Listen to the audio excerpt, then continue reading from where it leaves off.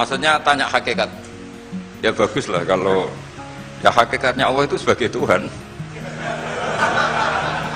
Terus cara mengenal Allah itu paling gampang, sehingga Imam Sibawayh bilang Allah itu a'raful ma'arif. Saya ngaji di mana-mana itu kampanye saya begini. Karena saya pernah diparani orang yang sejenis jenengan.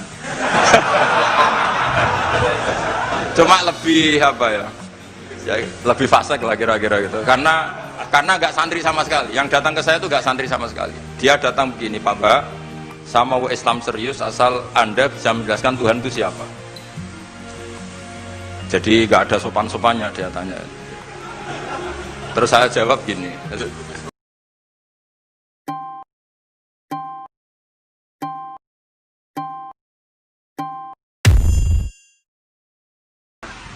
Kita terusakan ya. Bismillahirrahmanirrahim. Qala Muhammad bin Husain.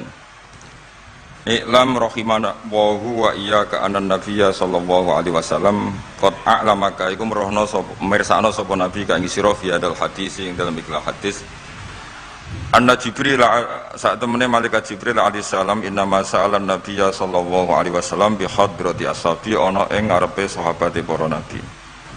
Inna ma arada mesti ngersakno sapa Jibril ayu alimahum ing yen to ngeruhna sapa Jibril ing para ashab amrodinihim ing urusan agamane para sahabat.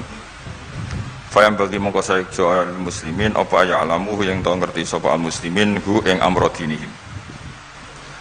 Terus pikirannya saya Al-Ajuri bahwa Jibril menanyakan Islam dengan niat mengertikan Islam kepada para sahabatnya Rasulullah SAW. Artinya Jibril itu buatan takok carane sugih ngoten. Saiki wong takok kiai itu salah alamat. Wong alim takok carane sugih, carane dadi bupati, terus carane duwe akeh. Wong alime dhewe ora pati dhuwit ditakoki. Kadang kula iki wani tiyang, Gus kula bojo kula kathah carane rukun piye. Wong kiyaine ora wani wae kok takoki carane rukun.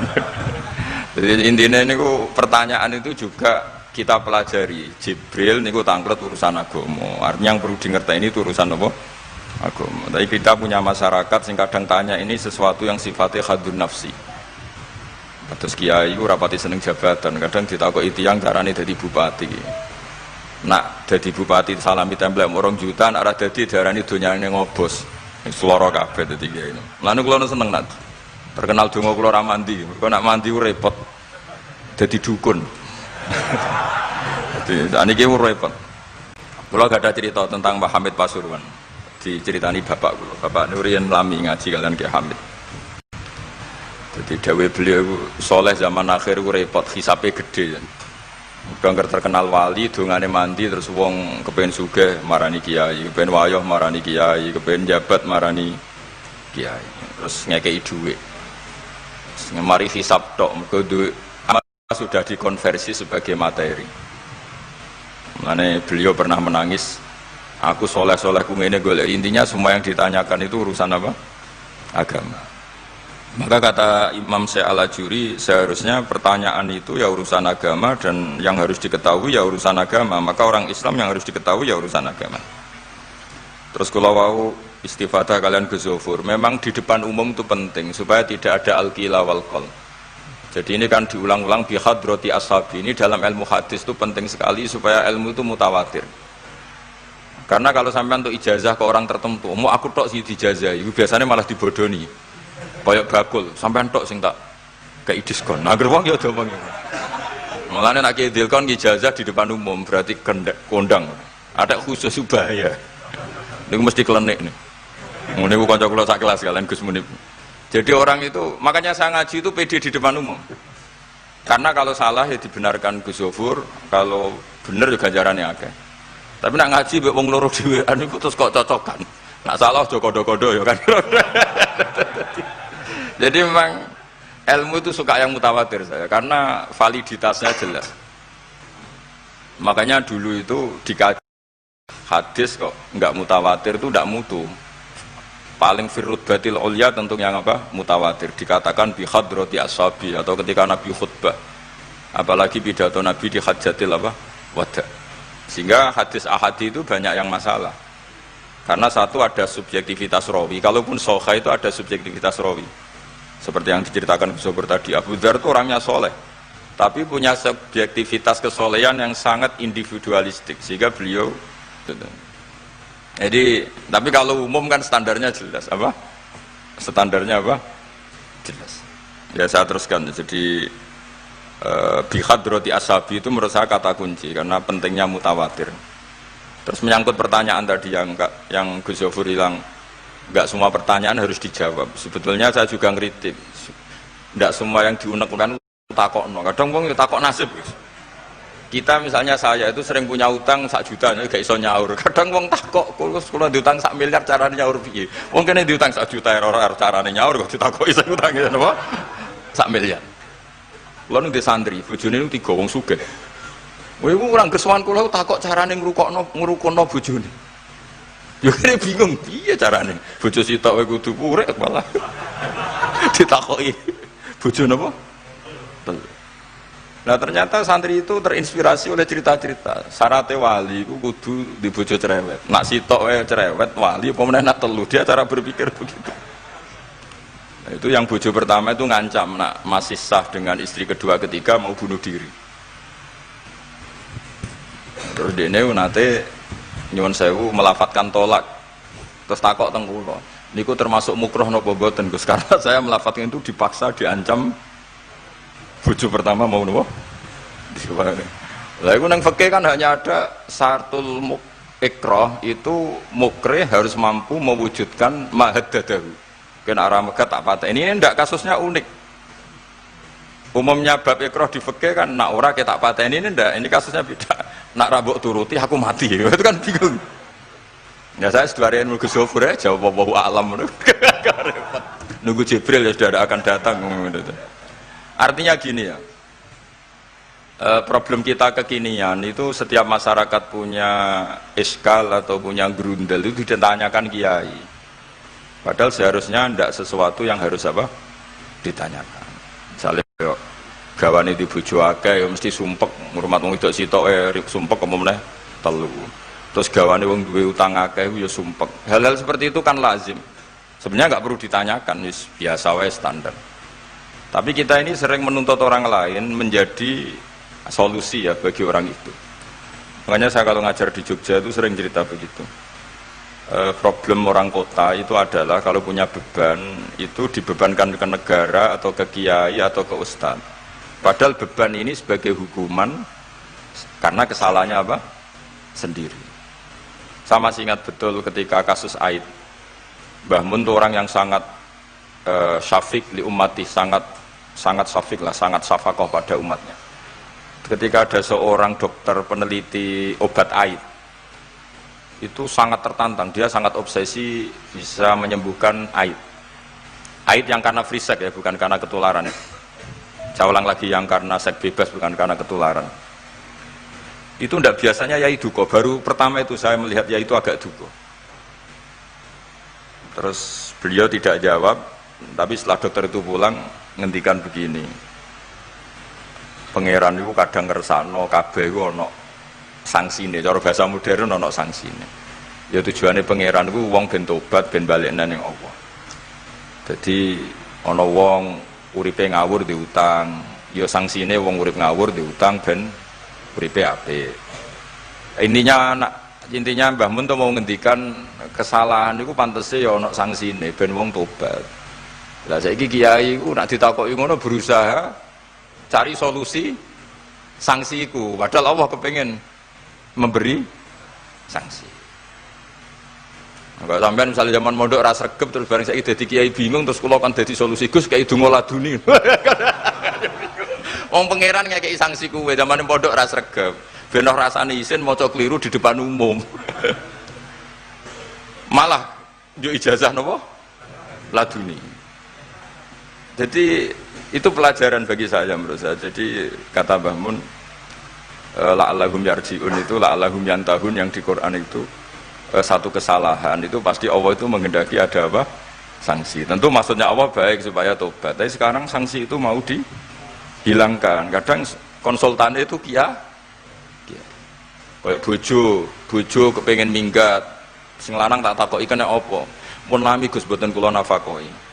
Ya aku yang mending normalnya aku minggat, aku terlambat bojomu kepen minggat saiki aku terlambat. Kudune wis wingi-wingi. Normalnya wong lanang ra tanggung jawab, mencen sanksine bojone minggat. Itu kula kiyaine memberi napa? Solusi. Tak tak minggate ning diteng tiang tuane. Berarti bojomu pinter. Wis ngerti sing lanang ra kena deloki melok wong tuane ya meniku. Dadi nah seperti itu menurut saya semua kiai itu harus kayak saya dalam bab itu. Tapi mereka cari donga, piye bojo iki ra dicukupilah seneng. Terus golek akeh pengasih, golek jimat. Akhirnya bangun nanti cerita, sing kula malah tak kenang sih. Akhirnya kiai ini nganti lali ya. Ono wong melarat yo ijazah kiai. Berhubung kiai ini ku isin muni ra iso diijazahi duha mek donga. Kiai ini ku lali nak dhewe fakir. Akhirnya yang minta ijazah itu ditimbali bangun. Rene tak ijazahi. Kowe yo ijazah duha mek sapa kiai iki. Lha kiai ku dhewe fakir kok jalu ijazah. Jadi ijazah ya aku sing wis sukses dadi kiai sugih. Artinya apa? Bener ceritane Gus Zofur, gara-gara setiap pertanyaan niku memaksakan bisa jawab. Wis koyo ning pondok lho, wis karuan dene dhewe Joko Tuwa. Lho kok ngekek ijazah mahabbah. Dhewe ning pondok ganti Joko Tuwa. Itu di pondok mana-mana Gus, itu ada ijazah laduni. Padahal sing ijazah iku ya tau ra munggah. Sekolah iku ora tau munggah. Ngono dicalon ijazah laduni yo. Coba di pondok-pondok beredar gak ijazah ketemu Nabi Khidir? Beredar. Padahal yang ijazah juga gak pernah. Nah itu karena yang diceritakan seperti tadi, memaksakan bisa. Jadi karuan dekne dhewe ra iso ya santai wae. Nah, aku pengen ngipi ketemu Rasulullah itu beredar gak ijazah itu? Mungkin Pak Del kan yang pernah mengijazahkan itu. Tapi ora tahu. Sampe tahu ijazahnya gue Pak Zakaria. Oh, jadi ya ijazah itu terus ya. Karena jubir Torekoh nih. Jadi intinya kalau tidak bisa ya bilang saja tidak bisa. Sampai apa jangan kita lupa tadi, sampai lupa daratan tadi. Karena problem negara kita termasuk itu. Semua intelektual, semua pakar kalau ditanya problem negara itu semuanya jawab. Akhirnya kan gaduh. Semuanya punya rumus, semuanya punya versi. Akhirnya gaduh. Misalnya pemerataan Indonesia rumusnya gimana? Yang satu bilang, wah ibu kotanya dipindah. Yang satu bilang, harus ada sentralisasi di Jawa supaya ada kualitas A, ada kampus terbaik, ulama terbaik. Kalau diratakan nanti kemampuannya rata itu justru tidak bagus. Yang ketiga enggak, wah kualitas demokrasinya dijaga. Yang satu enggak, demokrasi tanpa ekonomi tidak bisa. Sehari santri ya sedunia rasa pikir besok mati ben. Nah itu kan karena memaksakan jawab akhirnya ada kegaduhan tadi. Zaman tabiin yang masih ada sahabat banyak. Sebetulnya bukan zaman tabiin banget karena zaman itu masih banyak apa? Sahabat. Itu mereka cara berpikir sudah semua ahlun nar itu redaksi di Quran tuh khalidina fiha, sehingga zaman tabiin sudah banyak yang berpikir nggak ada kemungkinan orang sing yukhrajuna minan nar. Sehingga terus ada kafilah itu, ada delegasi, ayo kita ke Medina, semoga kita ketemu sebagian ashabu Rasulillah. Sehingga cerita akhirnya ketemu beberapa sahabat. Di situ diceritakan ada Jabir, ada beberapa lah yang sahabat sepuh bahkan. Nah terus si Jabir ini, sahabat Jabir ini cerita kalau itu memang ada di syafaati Rasulillah Sallallahu Alaihi Wasallam. Tapi satu kontingen ini yang tetap berpikiran tidak ada syafaat itu banyak. Alasannya semua cerita tentang ahlun nar adalah khalidina fiha. Ketika Jabir masih hidup itu ya sempat terjadi debat. Loh itu yang khalidina fiha itu amma ahlun nar alladzina hum ahluha. Memang dia berhabitat neraka, memang alamatnya neraka. Kalau sehingga ini menjadi khas. Meskipun khas ini iskal, kita akan iskal karena itu di Quran tidak ada. Tidak ada maksudnya nggak ada secara sorry yang menerangkan ada kaumin sing yukhrajuna minan nar. Makanya Syekh Al-Ajuri ngendikan ciri khas ahli sunnah adalah mengimani adanya kaum sing yukhrajuna minan nar. Karena itu zaman tabiin sudah ada polemik. Tapi tentu kita yang mengimani itu. Tapi kalau ada yang tanya di semua Quran kalau masuk neraka itu khalidina fiha itu dijawab apa? Amma ahlun nar alladzina hum ahluha. Memang dia spesifik ahli neraka, memang dia berpenduduk neraka. Alamatnya neraka, KTP-nya neraka, kakane neraka. Kalau kita ini ndak, KTP kita surga, mbah-mbah kita ahli surga. Karena alamat kita sebenarnya kan surga. Nabi Adam itu kan surga alamat. Makanya saya ngaji di mana-mana itu betapa baiknya agama ini. Karena kunci surga kita sudah dikasih tahu miftahul jannah. Nah, sementara kita tidak tahu kuncinya neraka. Jadi kena mlebu neraka kebangetan lho. Wong ora roh kuncine kok mlebu. Tapi jare kancaku, wah gak ono pintune Gus, langsung blusek. Ini problemnya itu. Tapi nek sampean mlebu neraka kebangetan. Karena yang kita punya kuncinya itu surga, kita tidak punya kunci neraka. Ono sing dikunci neraka, mboten to? Nah, harusnya kita nggak bisa masuk neraka karena nggak punya kuncinya. Jadi kalau nak maca hadis miftahul jannah la ilaha illallah itu syukur kalau cek apike Kanjeng Nabi, wong kunci kok didudono. Itu kan luar biasa. Jadi orang memahami hadis itu. Saya ini tahadus bi nikmah, ini mumpung ada Gus Zofur, ini saya tasihkan. Wal asri demi masa, demi waktu. Saya ketika baca ayat yuridu wa bikumul yusra wa la yuridu bikumul usra. Dengan ayat wal asri demi waktu. Itu memang luar biasa Islam itu. Coba ya. Kita baca kalimat tauhid itu kan hanya butuh waktu setengah menit, mungkin tidak ada la ilaha illallah Muhammadur Rasulullah. Waktu yang sesingkat itu bisa menghapus kekafiran di masa lalu. Jadi misalnya orang kafir 70 tahun, itu terhapus kekafirannya hanya dengan singkat melafadzkan la ilaha illallah Muhammadur Rasulullah. Dan waktu pas dia melafadzkan syahadat ini momen paling dikenang ketika nanti di akhirat. Wal asr, demi waktu. Jadi artinya apa? Momen terbaik kita adalah ketika melafadzkan itu. Dan kalimat itu mudah. Dan sah, asal belum yughorghir, belum kelerek-kelerek, sah. Dan tanpa syarat. Misalnya sholat tidak butuh suci, butuh nutupi aurat, butuh melakukan rukun dan syarat. Syahadat enggak. Lau talaffadhu kafirun biyadi syahadah, mesti apa sohat hadi syahadah. Padahal kafir urung adus ijek cerita ya betapa agama ini mudah. Ya kan, kalimat yang bisa menghilangkan kekafiran kemudian tidak banyak syarat. Coba kalau kamu mau sholat, syaratnya kan macam-macam. Mau zakat, ulama Islam.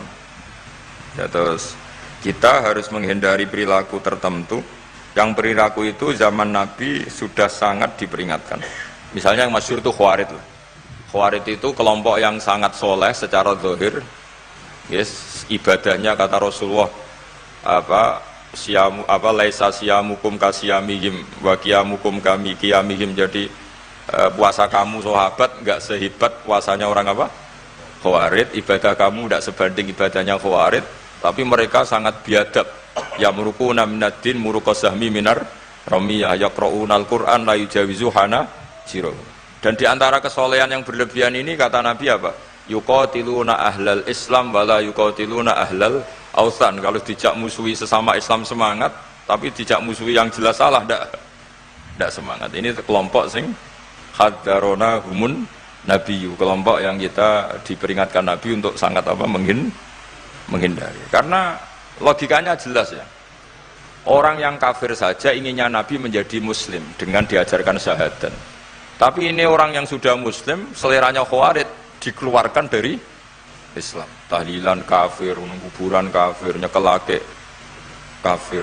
Apa saja menjadi kafir. Ini pertanyaannya kan, inginnya seorang Nabi itu kan tentu dari kafir menjadi muslim. Ini yang sudah Islam menjadi kafir. Maka cerita-cerita di beberapa ulama, ini kenangan saya ngaji di sini. Ini sekaligus cerita penutup. Ada orang ekstremis ketemu Islam alim. Terus ketika melihat ahlul ma'asi itu maksiat, ahlul ma'asi ketika maksiat, sedang maksiat. Sebaiknya orang-orang Islam seperti itu mau saya bunuh, mau saya bom. Ini yang cerita orang-orang alim ke saya.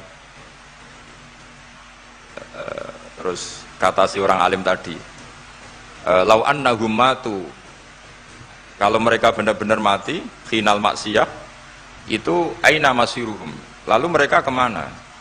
Si yang keras tadi bilang ilanar karena mereka mati apa khinal maksiyah. Terus jawabnya yang alim tadi, dzalika muradan nabi, apa umat Islam mati kemudian min ahlin nar itu yang dikehendaki Nabi? Untungnya yang si ekstremis tadi agak alim. Ya enggak, Nabi inginnya umatnya itu ya mati tidak masuk neraka. Ya sudah, jangan bunuh sekarang, kasih kesempatan apa? Tobat. Untungnya si yang ekstrim ini termasuk min ahli ilm, dia nerima konsep itu, nerima. Itu jadi pelajaran dialog kealiman.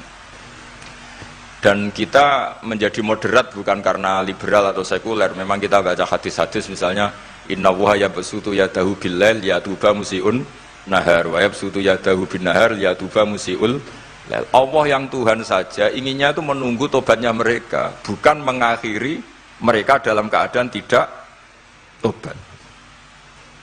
Jadi ini supaya jadi faham, menjadi khas kita. Ya Allah yang Tuhan saja inginnya kan menunggu tobatnya mereka, bukan malah tobat itu kita hentikan ya dengan dibunuh ketika maksiat. Itu artinya kan kita tidak memberi kesempatan tobat.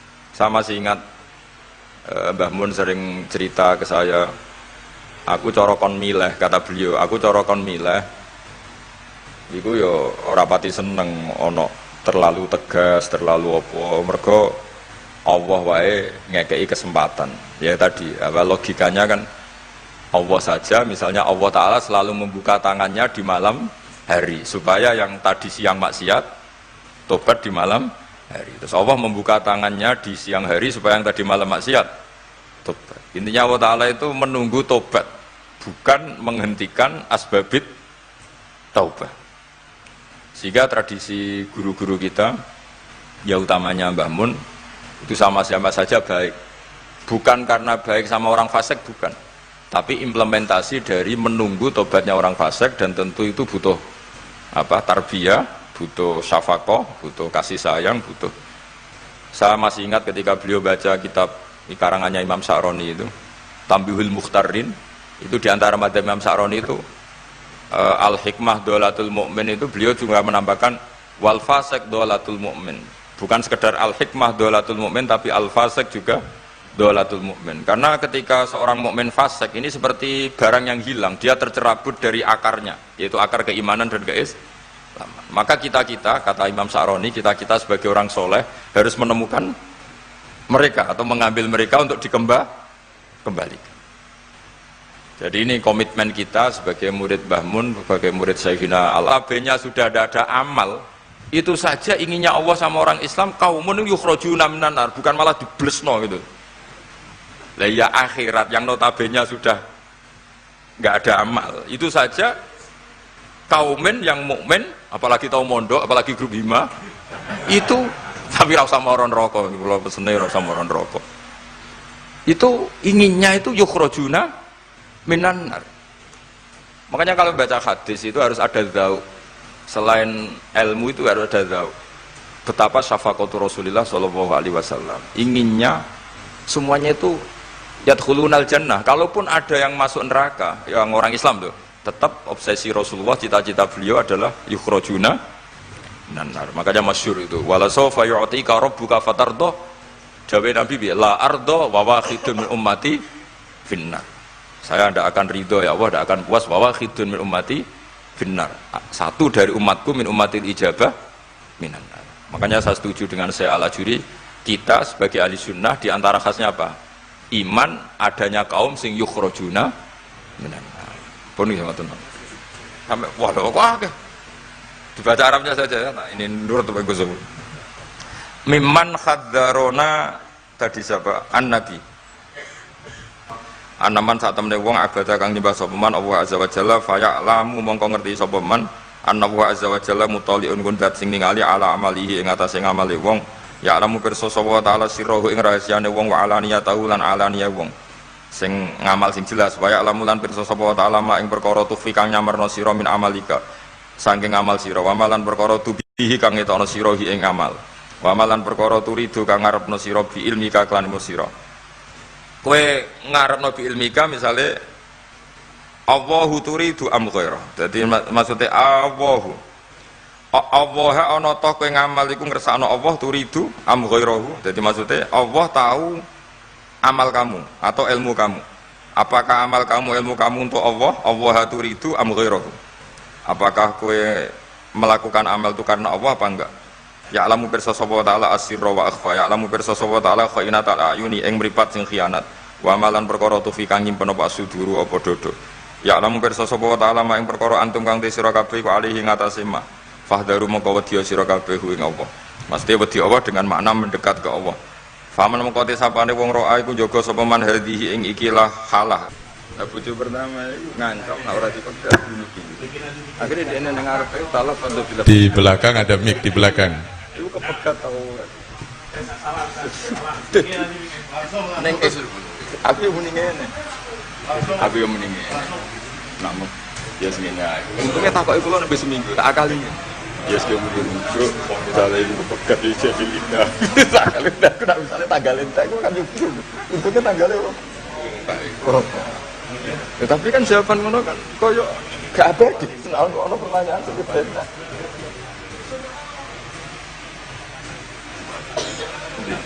Untuk buka dulu. Sing ketemu-temuan betul? Kosok buka dulu. Napa? Hati. Di. Foto-foto. Iki. Bismillahirrahmanirrahim. Assalamualaikum warahmatullahi wabarakatuh. Bagi para hakim ya HKI itu kompilasi hukum Islam. Ya sementara yang dipakai ya KHI itu yang dipakai oleh pedoman untuk memutuskan yang diajukan ke napa jenenge di mahkamah-mahkamah yang berurusan dengan terutama pernikahan. Apakah karena kan khilafnya fikih kan akeh. Khilaf napa jenenge fikih niku kathah. Nah, kula nggih mboten ngertos niku KHI niku. Yang saya tahu ya pokoknya KHI itu nggih niku. Napa jenenge sudah pilihan-pilihan di antara ulama dijadikan pedoman bagi para hakim. Karena itulah ya kadang-kadang nyun sewu hakim-hakim itu yang dipelajari ya KHI. Ora pati ngerti fikih yang bulat yang banyak asal bisa KHI ya insya Allah bisa jadi hakim, bisa jadi penghulu. Oh ya pedomannya ya KHI. Tapi tentu KHI itu tidak bisa menjawab dengan napa jeneng KHI. Saya kira ya kalau masalah-masalah itu tadi yang saya pahami karena tadi kurang begitu mendengar pertanyaan-pertanyaan itu. Jadi tetap bagaimanapun butuh jawaban, butuh pengetahuan tentang fikih sunnahnya, fikih Al-Quran juga butuh. Kemudian aqwalu al-ulama itu juga dibutuhkan.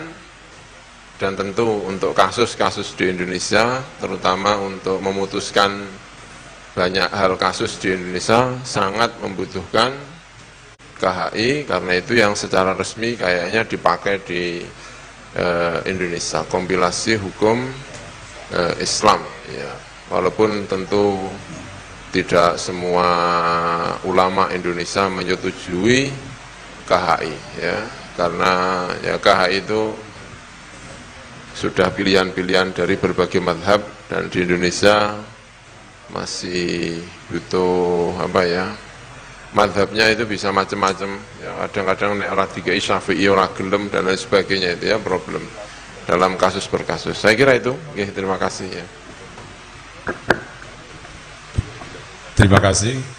Barangkali masih ada penanya kedua, kami persilakan. Terakhir. Ya betul bagus. Assalamualaikum warahmatullahi wabarakatuh. Badhe tanglet kalih Gus Baha. Terose kan jenderale ilmu niku tauhid. Pertanyaan kula, hakikate Gusti Allah niku sinten? Hakikate Adam niku sinten? Hakikate Muhammad niku sinten? Terima kasih. Wassalamualaikum warahmatullahi wabarakatuh. Malah kok keren. Santri ndiren Gus. Iya, bagus lah.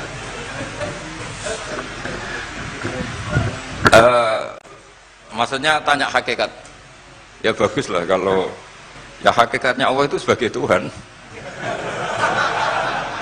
Terus cara mengenal Allah itu paling gampang, sehingga Imam Sibawayh bilang Allah itu a'raful ma'arif. Saya ngaji di mana-mana itu kampanye saya begini. Karena saya pernah diparani orang yang sejenis jenengan. Cuma lebih apa ya? Lebih fasik lah kira-kira gitu. Karena nggak santri sama sekali. Yang datang ke saya itu nggak santri sama sekali. Dia datang begini, Pak Mbak, saya mau Islam serius asal Anda bisa menjelaskan Tuhan itu siapa. Jadi nggak ada sopan-sopannya dia tanya. Terus saya jawab gini, ya aku aja kewaco. Terus saya bilang, kamu peneliti, ya saya peneliti. Kamu orang pinter, ya saya orang pinter. Dia punya gelar. Ya kira-kira gini, kalau gelas ini saya banting, terus pecah, kamu bilang apa? Ya karena sebabnya dibanting, ya sudah. Kira-kira alam raya ini kan kadung berstatus maujudat. Kira-kira logis enggak kalau hadil maujudat khalaqahal adam, ini maujudat diciptakan ketiadaan. Fainal adam la yu'athiru syai'an. Tentu sesuatu yang enggak ada itu la yu'athiru syai'an. Di mana-mana sing yu'athiru yang bisa menciptakan atau membekasi itu adalah al-wujud. Ya berarti Allah itu penyebab dari semuanya, Bapak. Iya. Ya dari dulu kiai-kiai bilang gitu kan saya enak. Nah, intinya gini, terus dia menjadi sadar setelah Allah tak beri status wajibil wujud. Makanya saya tambah tua, itu tambah kagum sama ulama dulu. Kenapa kita mulai kecil dikenalkan wujud kidam bakok, kira-kira gitu. Hadhil maujudat, alam yang sudah kadung wujud ini kan mau tidak mau harus disebabkan oleh yang wujud. Masa wujud disebabkan nihilisme atau ketiadaan? Ya kira-kira gitu. Kalau sama tanya hakikat Allah yang mudah dikenali apa? Beri status wajibil wujud. Yang wajibil wujud ini oleh kita adalah disebut Allah. Lah yang menerangkan itu siapa? Ya Nabi Muhammad gitu. Lah Nabi Muhammad turunannya siapa? Ya secara zahir turunnya Nabi Adam. Kan ya sudah gitu kira-kira. Sudah sampean yang seneng saja hidup, enggak usah mikir itu. Ya sudah kita.